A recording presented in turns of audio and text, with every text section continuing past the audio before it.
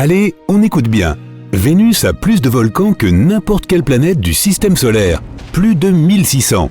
Et un jour sur Vénus, mesuré par le temps que la planète prend pour tourner une fois sur son axe, prend plus de temps qu'il n'en faut pour faire le tour du Soleil.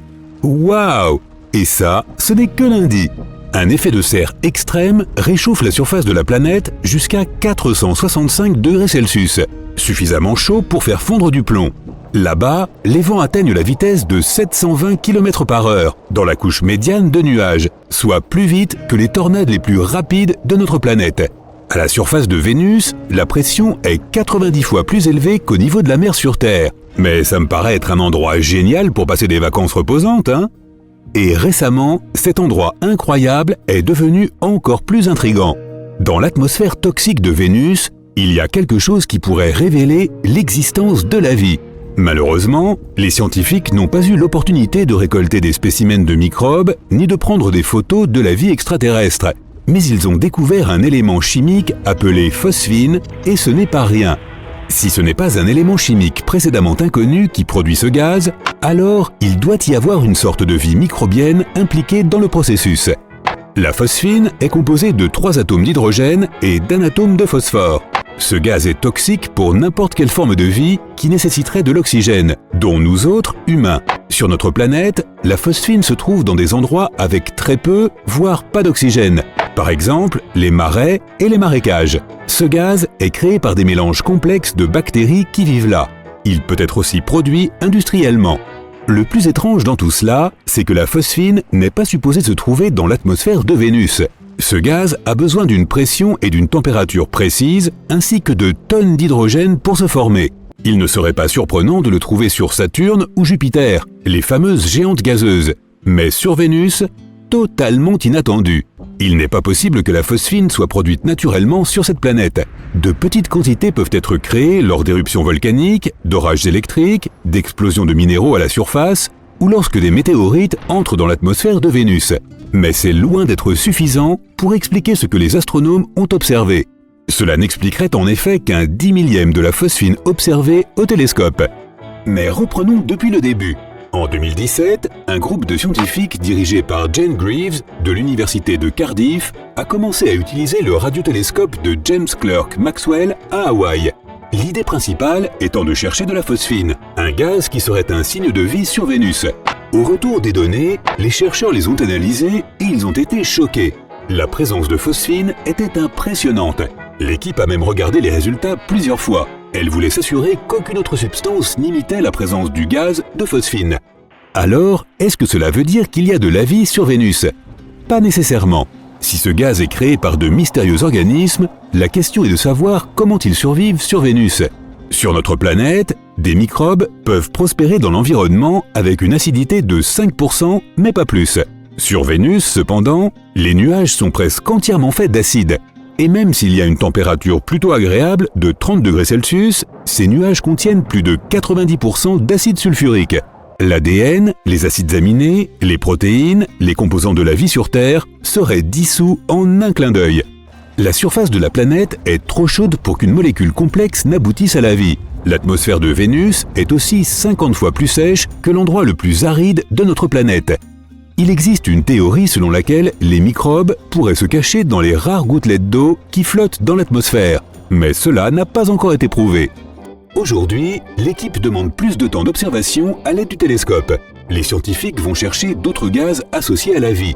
Mais même s'ils trouvent plus de preuves, les formes de vie sur Vénus seraient faites de composants absolument différents de ceux qu'on trouve sur Terre, où il pourrait être protégé par une coquille résistante à l'acide sulfurique. Elle peut être faite de substances telles que le soufre, la cire, le graphite ou de choses inimaginables. Bien sûr, certains experts se demandent si la vie est bien possible sur Vénus. Ils pensent que le gaz pourrait être produit lors de processus géologiques ou atmosphériques qui ont lieu sur la planète. Mais les partisans des deux théories s'accordent sur une chose, la découverte est extraordinaire. Curieusement, les astronomes ont toujours tenté de découvrir des signes de vie sur les lunes gelées des planètes géantes, voire même plus près, sur Mars. Mais ils n'ont jamais pensé à Vénus.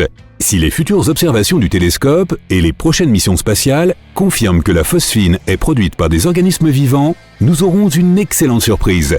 Alors on connaîtrait une planète avec une biosphère qui pourrait nous accueillir. Et cette planète serait tout près de la Terre. En parlant de visiter Vénus, néanmoins, serait-il possible pour l'homme d'atterrir sur cette planète? Après tout, les robots atterrissent bien à la surface de Mars. Et Vénus est plus près de la Terre que Mars. Mais elle a aussi des conditions plus difficiles. La planète est plus chaude que Mercure, même si Vénus est presque 2 fois plus éloignée du Soleil. Les températures sont plus chaudes que le point de fusion de n'importe quel métal. Et certains, comme le plomb ou le bismuth, tombent un peu comme de la neige sur les pics des plus hautes montagnes. Si tu atterris sur cette planète, tu ne trouverais rien que de la roche stérile. Les plaines géantes de basalte regorgent de volcans et de montagnes. Dans certains endroits, la surface fond à cause de la chaleur qui se trouve dessous. Après en avoir relâché un peu, la roche se solidifie à nouveau. Si l'on se rend un jour sur cette planète, il faudra probablement construire une ville flottante dans les nuages de l'atmosphère de Vénus. À environ 50 km de la surface, les conditions, comme la pression et la gravité, sont similaires à celles de la Terre. La température est plutôt gérable aussi, environ 75 degrés Celsius. Il faut s'imaginer la vallée de la mort en Californie lors d'une journée très chaude. La pression atmosphérique est 2 fois moins importante que celle que nous avons au niveau de la mer chez nous. Si tu vas dehors, tu peux t'en sortir sans combinaison pressurisée. La pression que tu ressentirais serait la même qu'en haut du mont Kilimandjaro. De plus, cette colonie serait mieux protégée des rayons du soleil que sur Mars. Si l'atmosphère était la destination finale de la mission, faire atterrir un vaisseau spatial, ou plutôt le faire planer dans l'air, serait tout à fait différent. L'idée est d'utiliser un dirigeable dans la strate haute de l'atmosphère durant de longues périodes.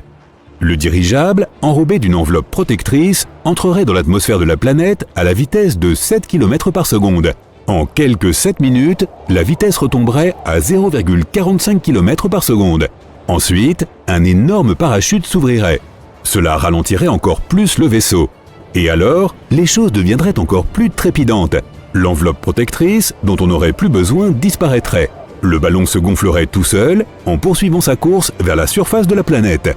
Sa vitesse serait alors de 100 mètres par seconde. Bientôt, on n'aurait plus besoin de parachute. L'équipage s'en débarrasserait et le vaisseau se remplirait complètement d'air. Si tout se déroulait comme prévu, il s'arrêterait à 48 km au-dessus de la surface de Vénus. Ensuite, le dirigeable voyagerait autour de la planète. Il se déplacerait grâce au vent qui pourrait atteindre 350 km/h au-dessus de la strate supérieure des nuages. Si tu décidais de t'approcher de la surface, cependant, tu devrais être très précautionneux. Au milieu de la couche du nuage, le vent peut être 2 fois plus puissant. Le dirigeable pourrait se remplir d'un mélange respirable d'azote et d'oxygène. Cette combinaison serait moins dense que l'atmosphère de Vénus. Cela fournirait la flottabilité nécessaire au vaisseau. Tu sais, pour rester dans les airs. Vénus est connue pour ses nuages super denses. Ce sont eux qui la rendent si brillante et visible depuis la Terre. Vénus reflète plus de 75% de la lumière qui provient du Soleil. Cette couche de nuages réfléchissante existe grâce à la brume de gouttelettes d'acide sulfurique dans l'atmosphère. Et elle se rassemble exactement à la hauteur où le vaisseau flotterait. Heureusement, on sait déjà comment lutter contre l'acidité. Quelques matériaux, par exemple, le téflon et quelques types de plastique, ont une incroyable résistance à l'acide. Ils pourraient protéger l'extérieur du vaisseau. Alors, imaginons que tu aies besoin de travailler sur une plateforme à l'extérieur. Eh bien, tu serais capable de le faire en ne portant qu'une combinaison contre les produits chimiques et en apportant l'approvisionnement nécessaire en air. Waouh, ça a l'air amusant, non ? Ouais, moi non plus, je ne suis pas emballé.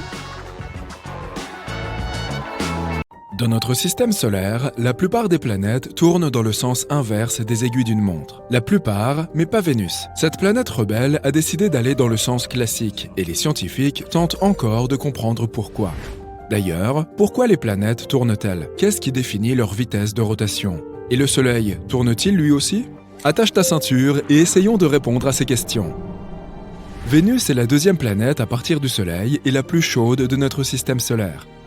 Savais-tu que Vénus est parfois appelée la jumelle de la Terre ? En effet, sa taille et sa composition sont similaires à celles de notre planète.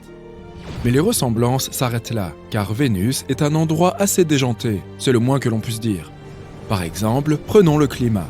Sur Vénus, il fait toujours chaud et il y a des nuages. Et quand je dis chaud, je n'exagère pas. Il y fait plus de 436 degrés. Et ces nuages ? Ils ne sont pas faits d'eau comme sur Terre. Ils sont faits d'acide sulfurique. Alors effectivement, sur Vénus, mieux vaut ne pas sortir sans une excellente crème solaire. Si on regarde les photos prises depuis sa surface, on peut observer des nuages, d'un jaune toxique et des paysages craquelés et désolés. Il est à noter que le vaisseau spatial qui a pris ces photos s'est éteint presque immédiatement après les avoir envoyées. Pauvre petit. Mais la surface de Vénus n'est pas qu'une terre solide, sombre et plate. En fait, Vénus possède des montagnes plus hautes que le mont Everest. Mais elles ne sont pas faites de roches comme celles de la Terre. Elles sont constituées d'un matériau volcanique plus dense que la roche. Vénus est un endroit assez effrayant qui recèle de nombreux mystères. L'un d'entre eux intrigue les scientifiques depuis des années. Il s'agit donc de la rotation de la planète. La plupart des planètes de notre système solaire tournent dans le sens inverse des aiguilles d'une montre. Mais Vénus n'est pas comme les autres. Elle tourne dans le bon sens. Et ce n'est pas tout. Elle tourne également autour du Soleil plus vite que sur elle-même. En d'autres termes, sur cette planète, une année passe plus vite qu'un jour. C'est un peu comme si Vénus avait choisi l'excentricité comme mission de vie. Mais pourquoi ? Les scientifiques ont quelques théories. Selon l'idée la plus répandue, avant, Vénus tournait dans le sens inverse des aiguilles d'une montre, comme les autres, mais quelque chose s'est produit qui l'a fait changer d'avis. Et de quoi s'agit-il, me diras-tu ? D'un objet de la taille d'une planète. Les astronomes pensent que quelque chose d'énorme est entré en collision avec Vénus, l'envoyant tournoyer dans le sens inverse.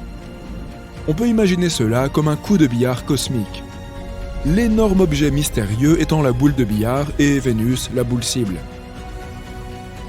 Mais on ne peut pas dire que Vénus va dans le mauvais sens. Il n'existe pas de mauvais sens de rotation dans l'univers. C'est ce qu'on appelle la rotation rétrograde. C'est le cas lorsqu'une planète tourne dans le sens inverse de son orbite autour du Soleil.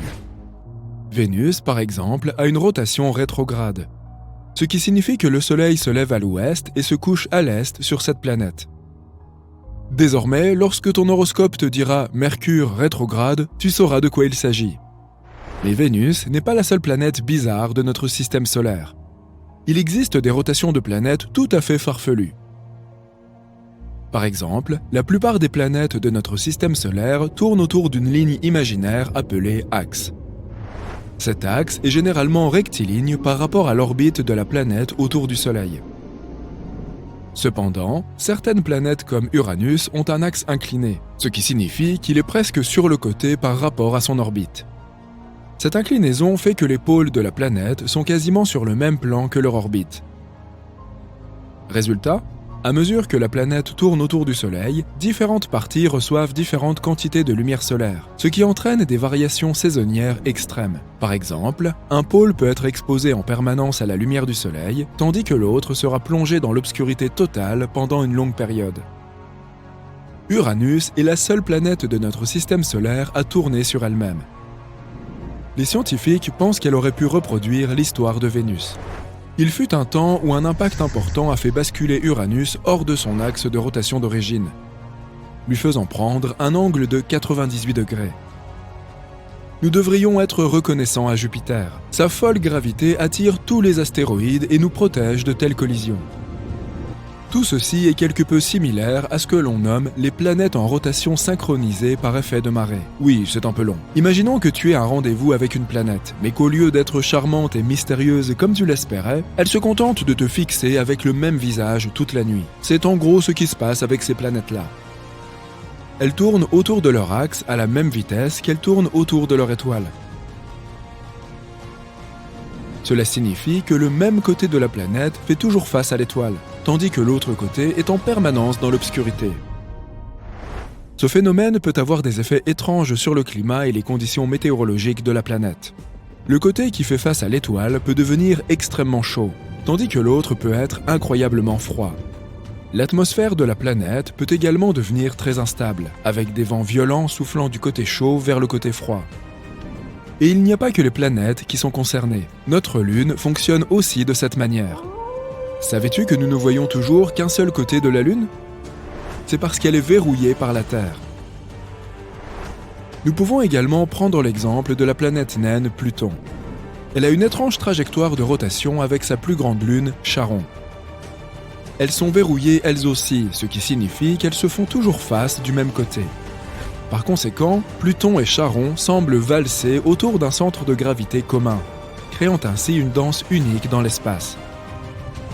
Mais les bizarreries de notre système solaire ne s'arrêtent pas là. Il existe aussi des planètes dont la rotation est ultra rapide. Alors que la plupart des planètes tournent à un rythme plutôt tranquille, certaines d'entre elles sont d'une rapidité digne de Sonic. Jupiter, par exemple, tourne une fois toutes les 9h56, ce qui signifie que sa journée dure moins de 10 heures. C'est assez rapide pour que la planète soit bombée au niveau de son équateur.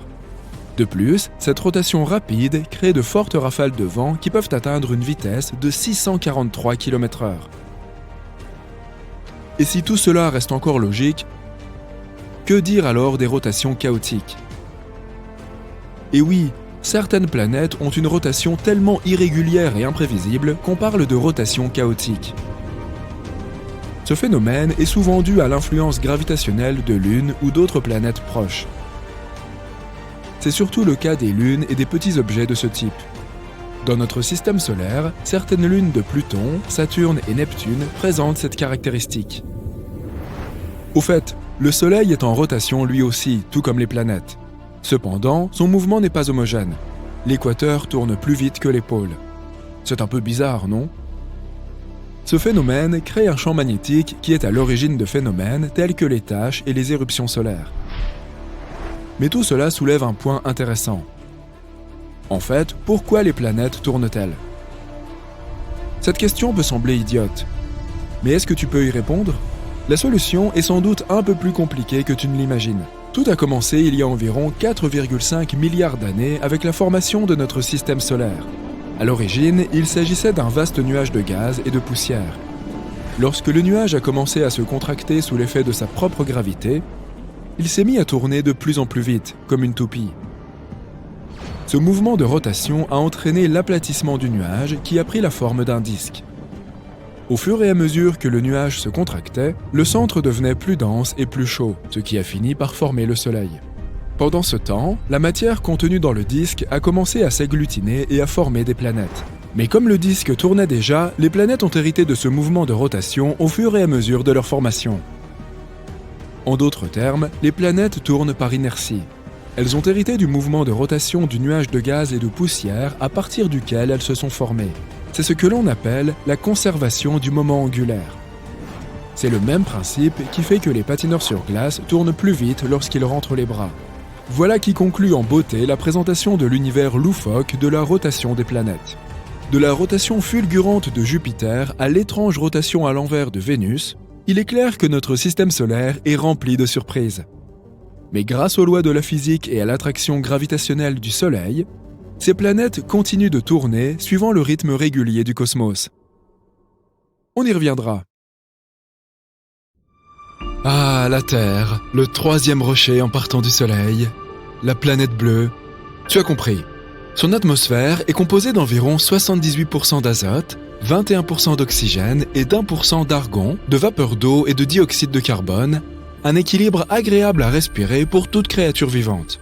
Le climat est également parfait pour l'existence de la vie, contrairement à des endroits comme Saturne, Mercure ou tout autre objet céleste de notre système solaire. C'est à la troposphère que nous devons tout cela. Il s'agit de la partie la plus dense de l'atmosphère de notre planète, d'une épaisseur de 8 à 14,5 km. C'est la couche de l'atmosphère qui affecte en permanence notre météo et qui assure les conditions nécessaires à la vie et à l'existence d'étendues d'eau. La Terre est tout simplement tranquille dans son orbite, à s'occuper de ses petites affaires en tournant autour du Soleil. Lorsque, bam, Vénus et Mars débarquent et gâchent la fête. Personne ne veut laisser cette pauvre Terre tranquille. Ces deux objets célestes relativement grands qui se déplacent vers la Terre entraîneront des conséquences désastreuses pour notre planète, à commencer par des changements dans la trajectoire de son orbite. Les orbites des planètes dans le système solaire doivent maintenir un bon équilibre, afin que rien ne se détraque. Ainsi, si un objet de grande taille s'approche de la Terre, il fera dévier notre trajectoire orbitale. Les planètes tourneront les unes autour des autres, ce qui provoquera de nombreuses catastrophes naturelles.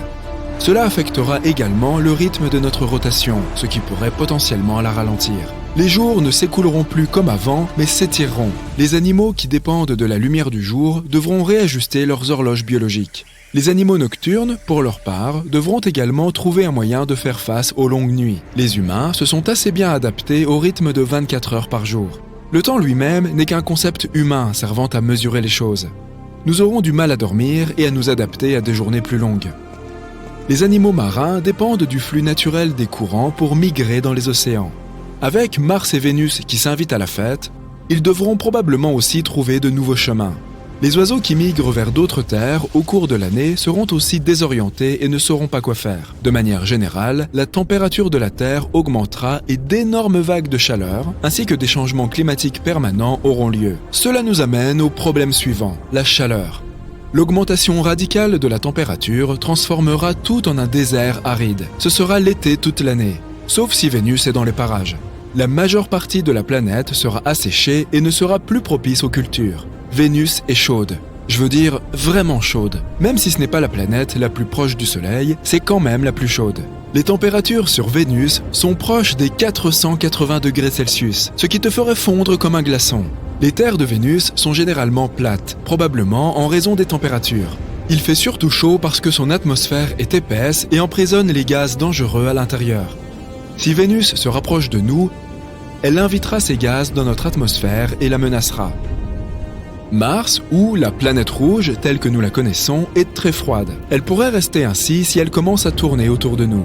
Elle abrite par ailleurs le plus grand volcan dormant de notre système solaire, qui fait passer le mont Everest pour un ridicule grain de beauté. Avec une si grande instabilité, il pourrait bien se réveiller un jour et cracher de la lave en fusion. Mars a une atmosphère très fine qui rend la planète glaciale. Sa gravité est assez similaire à la nôtre, mais elle est en fait très froide et possède des calottes glaciaires au niveau des pôles qui sont recouvertes de dioxyde de carbone.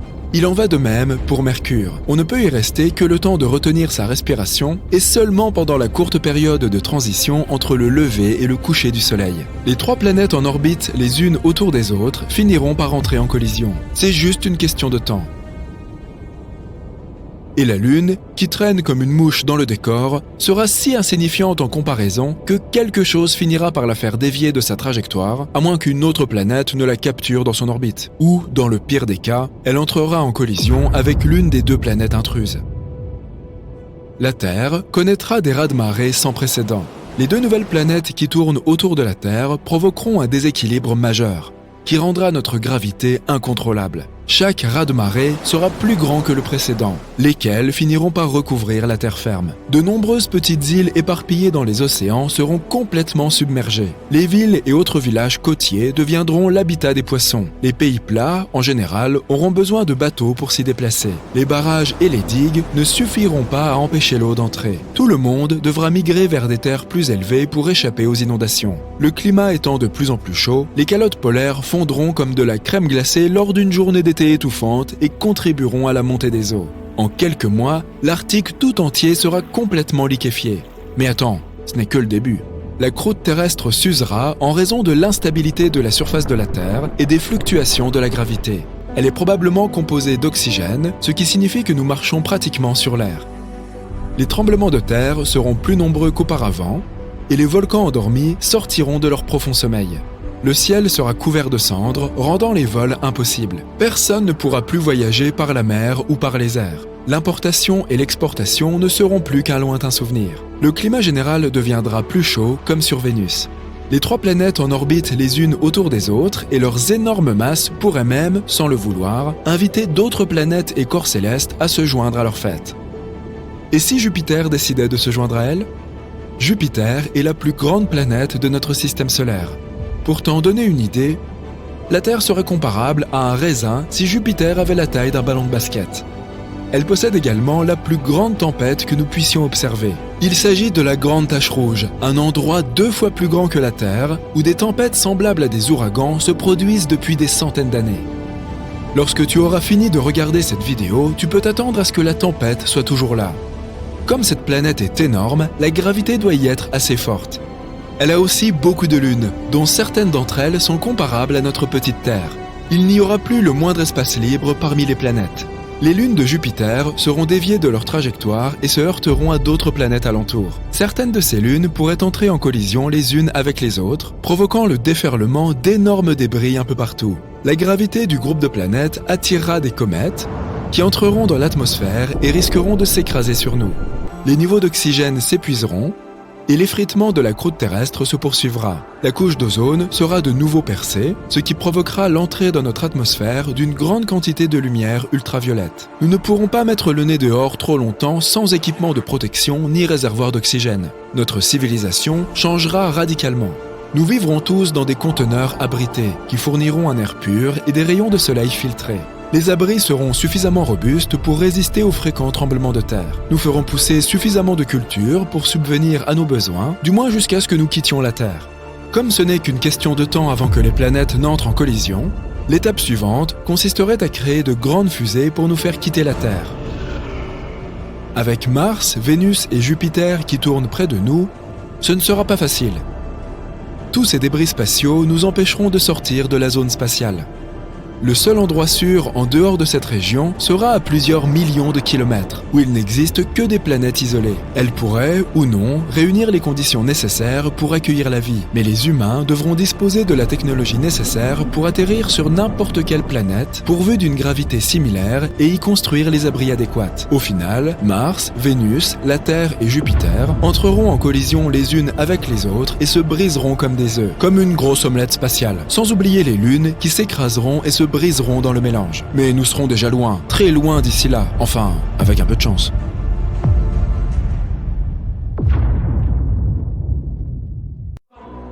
Imagine un monde immobile et glacé.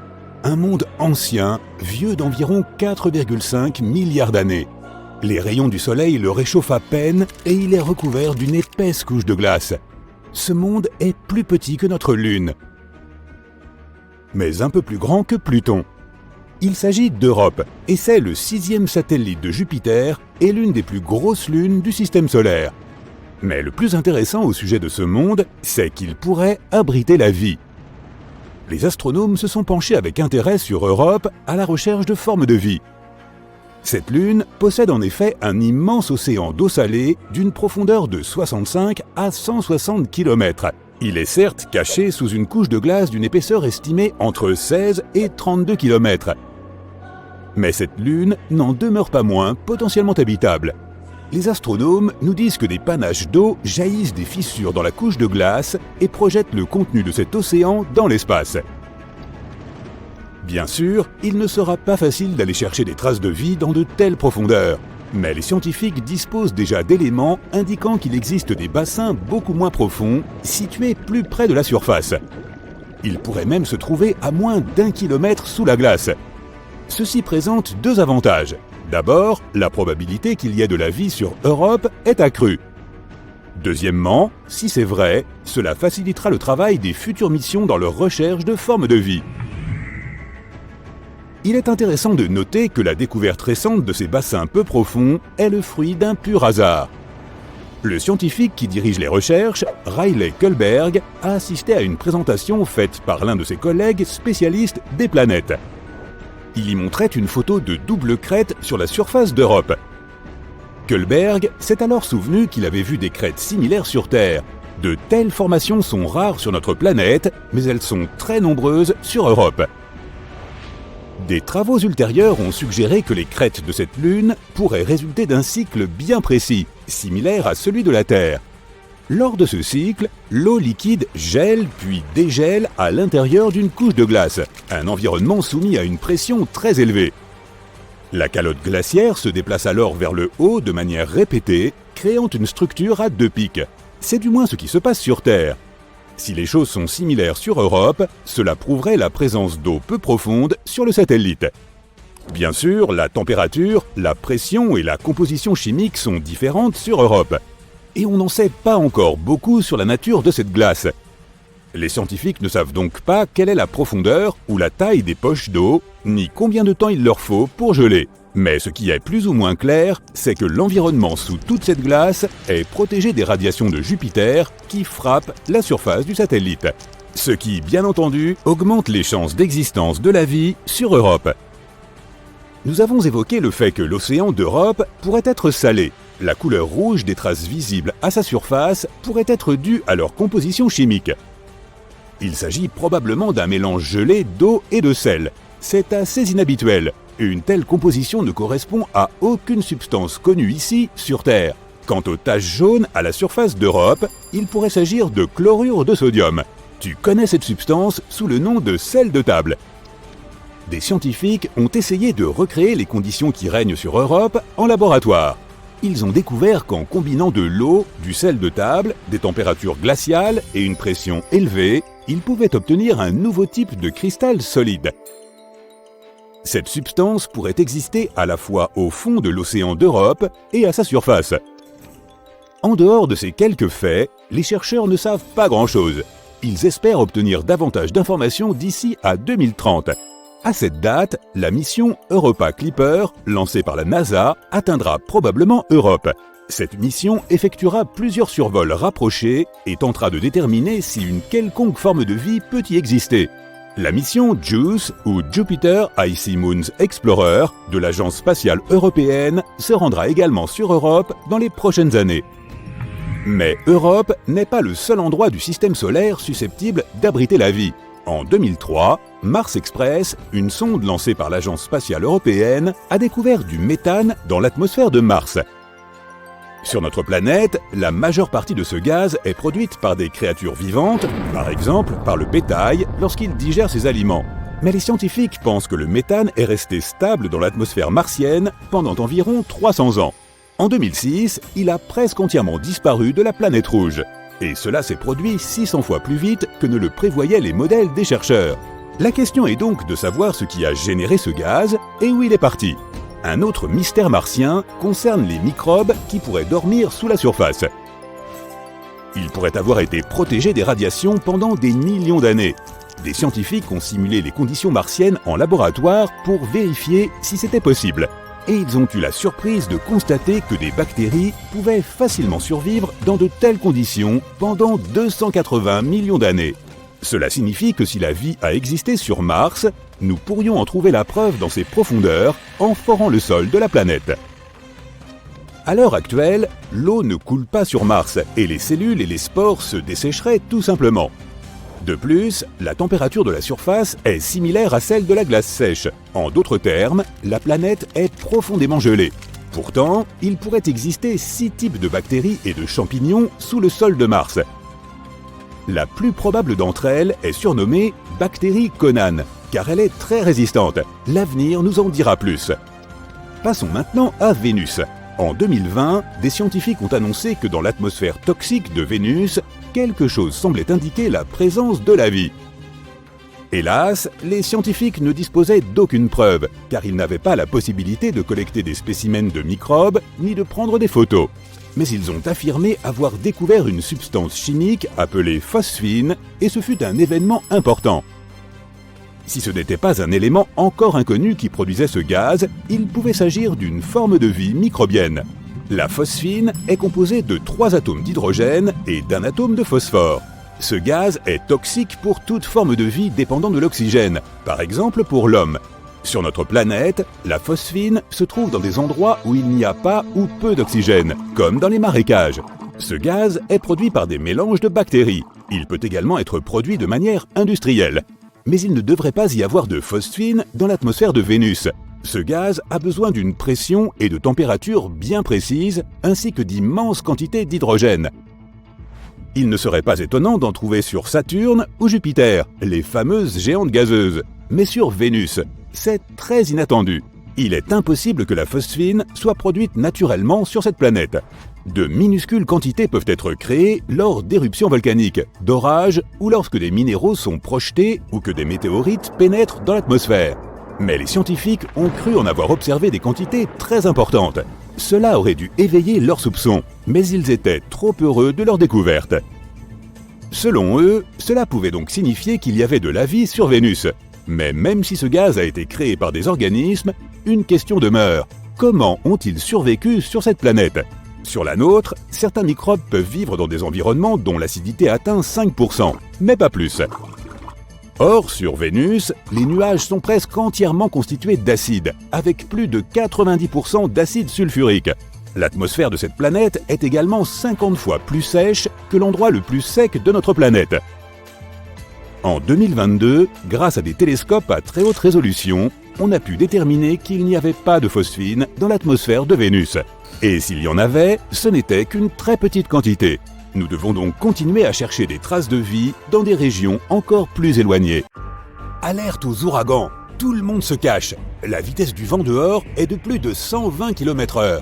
Cela semble beaucoup, mais voici une tempête qui se déplace à 645 km/h. Attends, de telles vitesses sont possibles? Eh oui, mais pour assister à une tempête aussi puissante, tu devras te rendre jusqu'à Jupiter. Alors que le voyage commence. La planète est énorme. Près de 1300 terres pourraient tenir à l'intérieur de cette géante. Elle est aussi incroyablement chaude, les températures atteignant environ 23 800 degrés Celsius au cœur de la planète.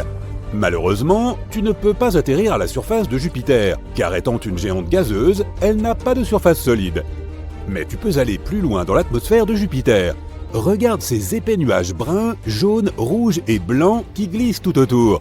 Ce sont eux qui donnent à la planète son aspect coloré et un peu strié. Si tu continues à descendre vers le centre de la planète, tu verras son atmosphère, principalement composée d'hydrogène et d'hélium gazeux, se liquéfier.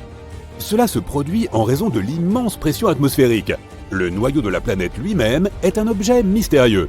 Les scientifiques n'ont toujours pas compris s'il s'agit d'une boule d'un épais liquide en fusion ou d'une roche solide dont la masse serait 14 à 18 fois supérieure à celle de la Terre. De toute façon, l'exploration de Jupiter n'est pas le but principal de ton voyage. Et non, tu t'es rendu ici pour voir la Grande Tache Rouge. C'est une énorme tempête qui fait rage dans l'hémisphère sud de la géante gazeuse. Ses plus hautes strates s'élèvent à plus de 8 km au-dessus du sommet des nuages environnants. La tempête elle-même est 1,3 fois plus grande que notre planète.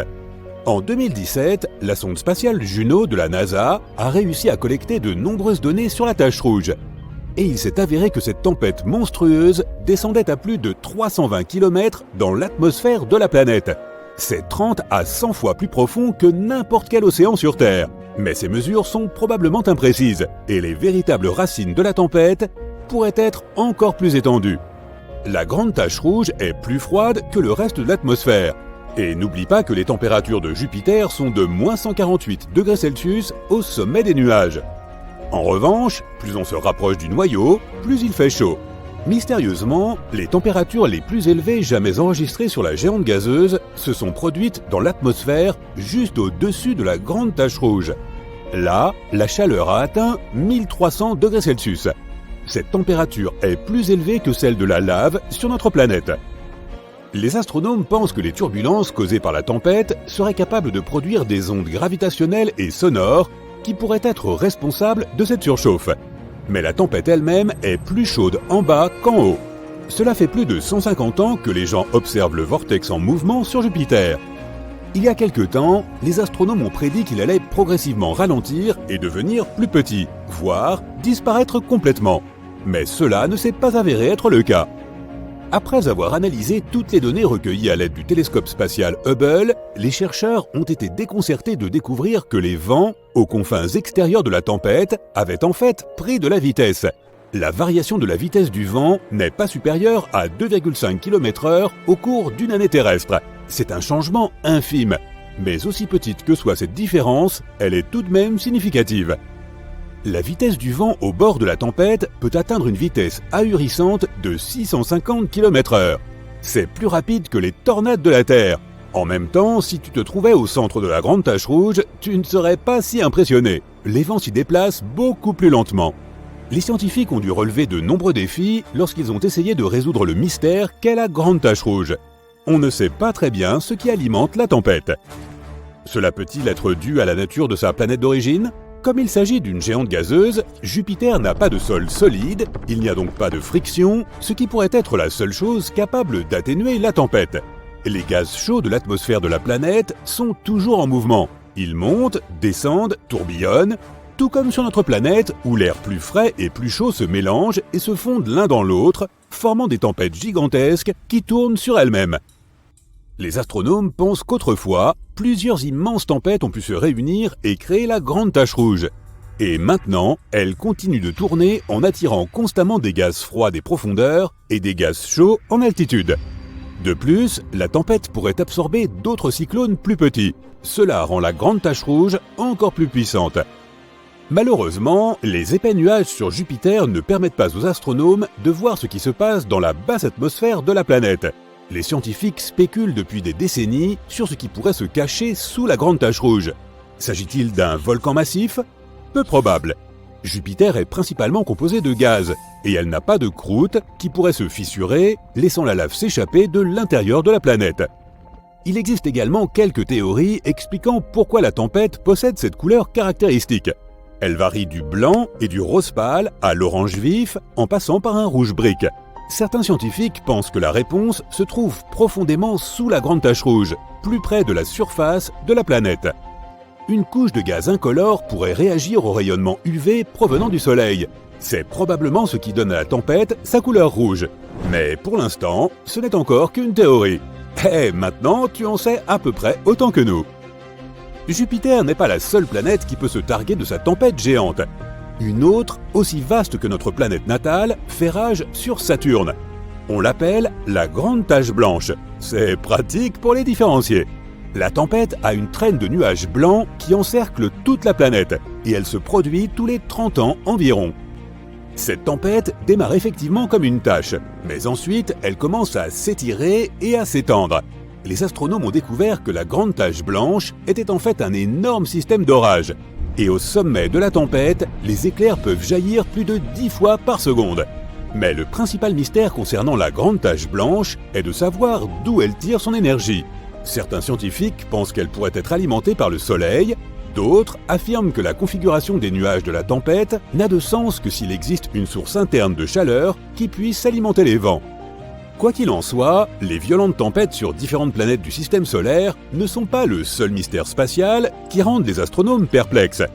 Passons à Pluton, la plus grande planète naine connue du système solaire, et explorons son atmosphère.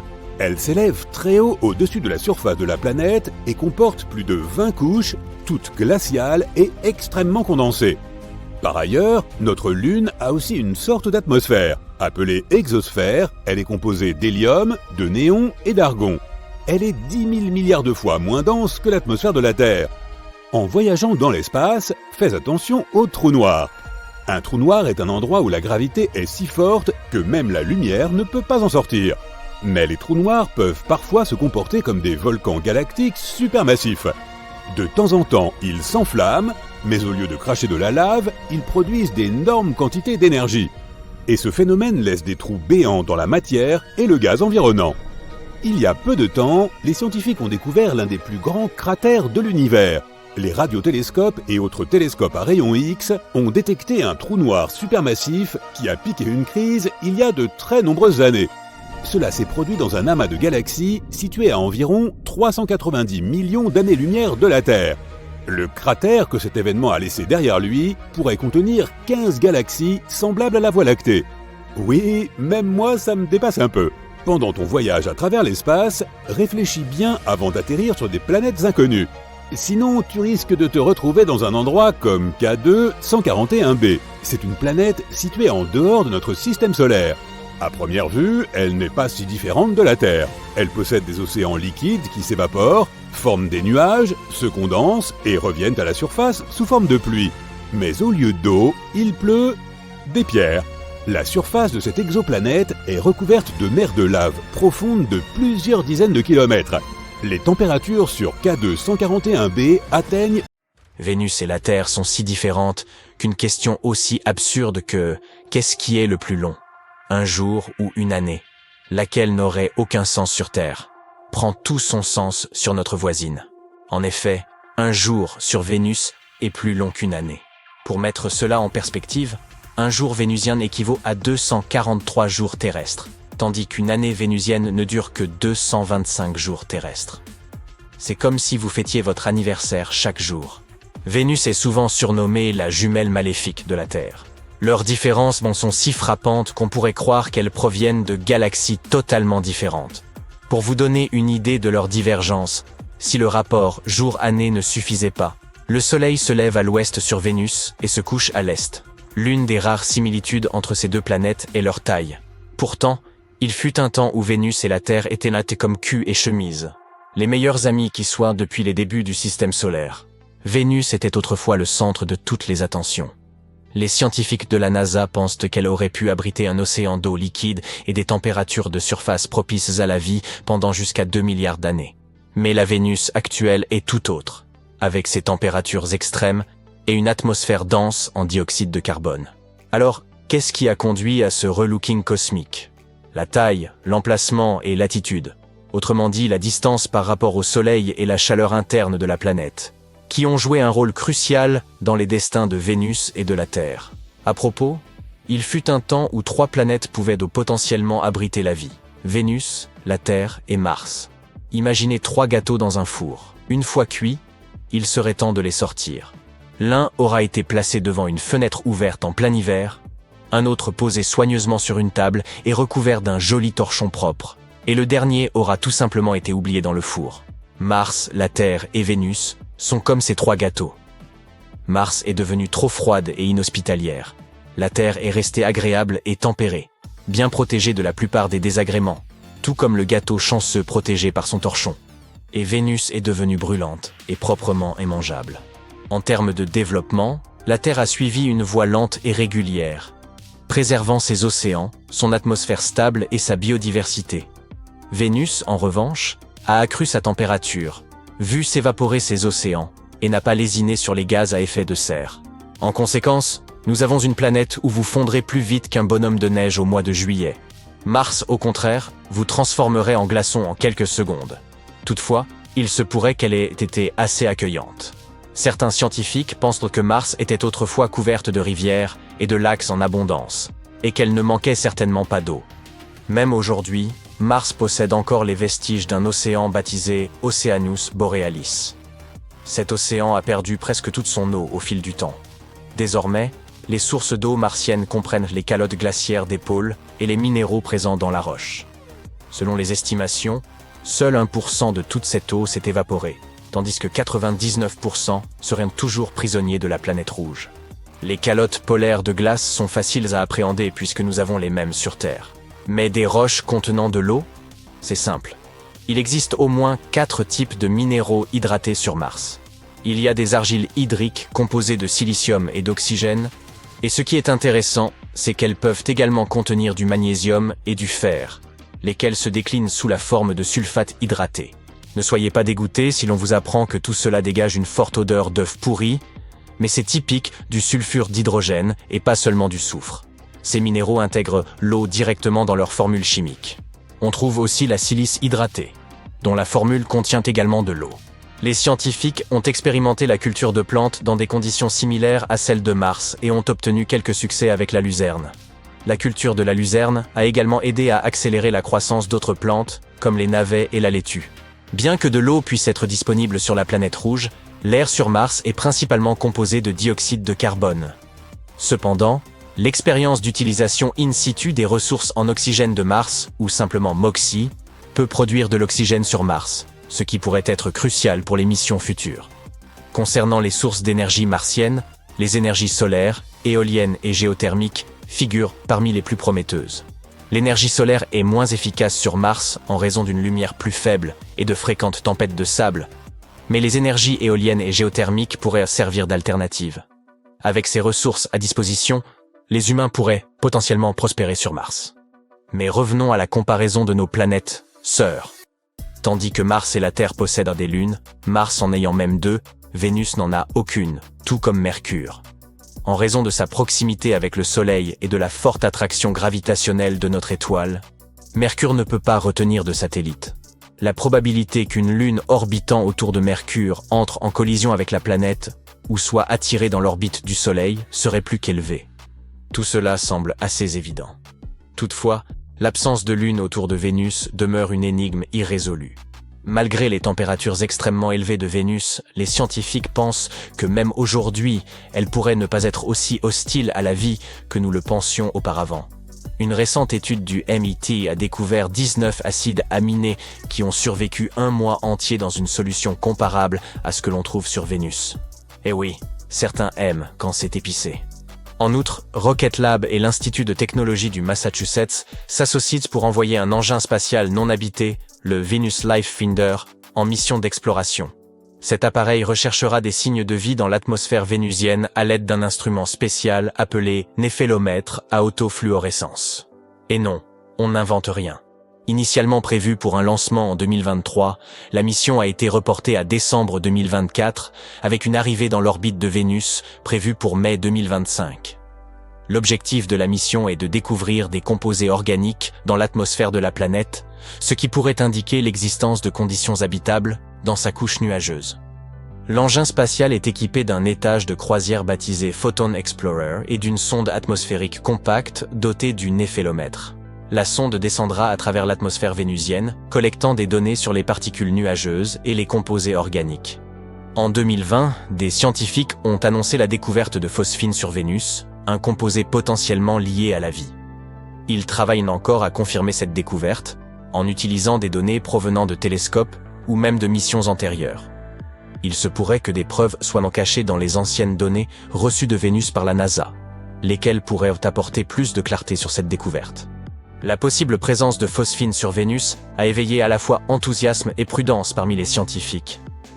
Pour confirmer cette hypothèse, davantage de données issues de télescopes ou de nouvelles missions spatiales sont nécessaires. Si ce gaz est effectivement détecté, cela pourrait indiquer l'existence d'une forme de vie produisant de la phosphine dans les nuages de Vénus, marquant ainsi un grand pas vers une meilleure compréhension de la planète. Certains experts estiment que l'envoi de sondes vers Vénus pour détecter directement la phosphine serait la méthode la plus fiable pour confirmer sa présence.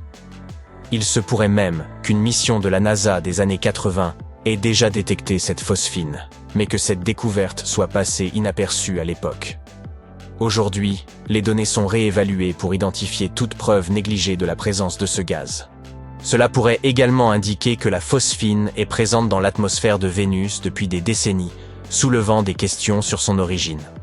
Cependant, cette interprétation ne fait pas l'unanimité, et un débat s'est engagé parmi les scientifiques sur la nature réelle des gaz détectés.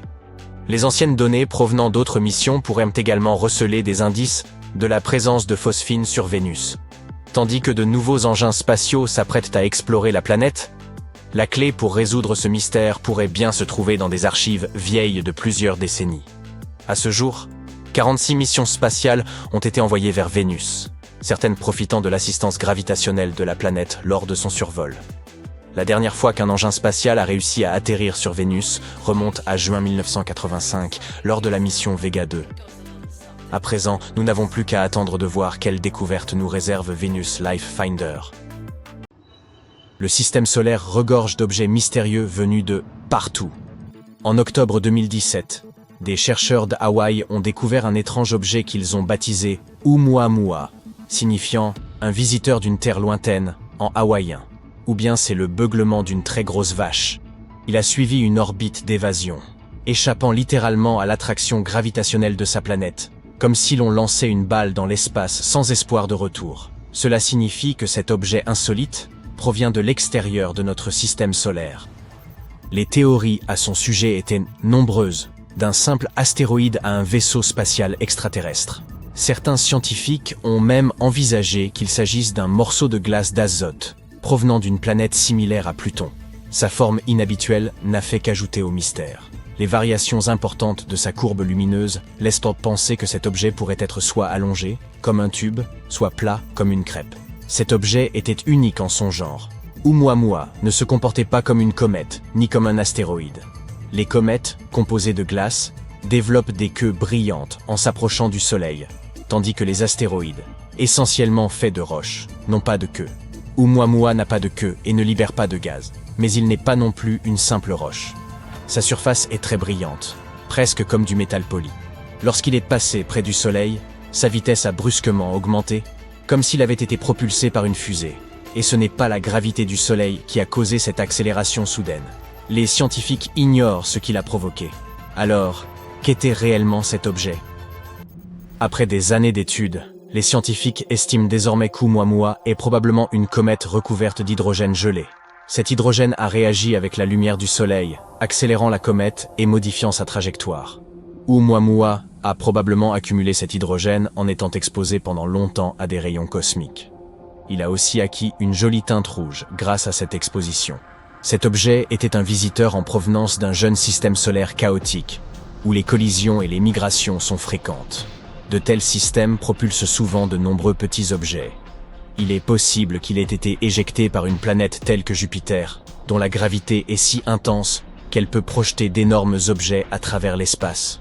Ce phénomène se produit également avec les comètes que nous observons. Oumuamua a déjà quitté notre système solaire, bien que des objets similaires nous rendent visite de temps en temps, environ une fois par an. Pour en apprendre davantage sur ces mystérieux visiteurs, les astronomes prévoient d'envoyer une sonde à la poursuite d'Oumuamua. Nous utiliserons les orbites de la Terre et de Jupiter pour l'accélérer suffisamment afin de le rattraper. Toutefois, certains visiteurs ont séjourné un peu plus longtemps dans notre voisinage. En octobre 2019, le télescope spatial Hubble a capturé l'image d'une comète bleuâtre, entourée de poussière et de gaz. À ce moment-là, elle se trouvait déjà dans notre système solaire, à environ 420 millions de kilomètres de la Terre, quelque part entre Mars et Jupiter.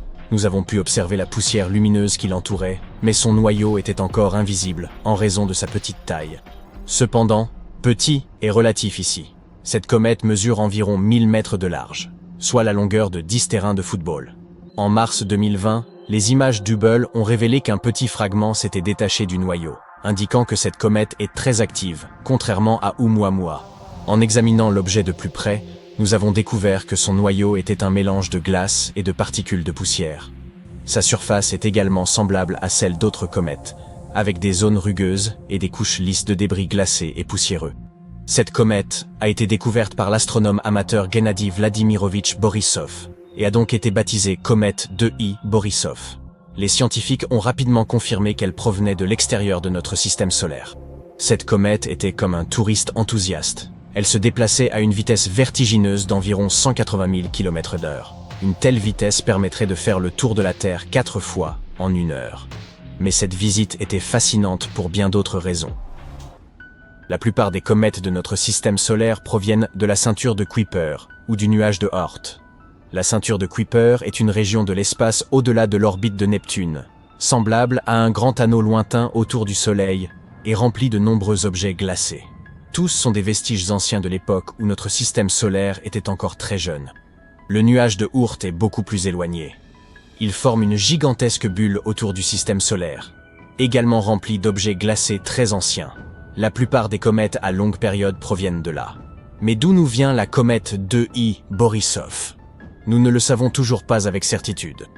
Les scientifiques estiment qu'elle pourrait s'être formée dans un autre système stellaire, lequel pourrait être soit plus jeune, soit plus ancien que le nôtre.